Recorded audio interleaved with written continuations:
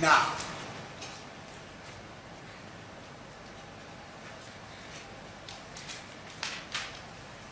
The planners.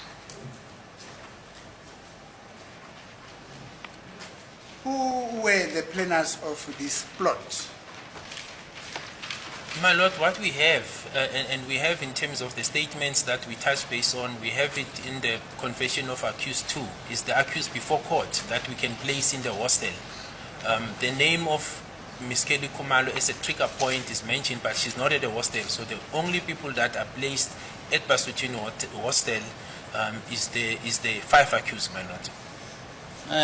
Manje ke uma kukhulunywa ke ngabantu okuyibona ke abahlala phansi ke base behlanganyela ke bekhuluma ke ngeinhlelo ke noma behlela ke kona lokhu kwakuwobani lokho sikhulumile ngabo ke ukuthi ke abantu ababehlangene ke noma bese hostel ke kwakuyibona abasola abahlanu phambi kwenkantolo liyavela ke igama lakhe uMiss Kelly Khumalo kodwa yena ke wayengekho ke khona lapho ehostel abantu bese hostel abasola labo abahlanu phambi kwenkantolo.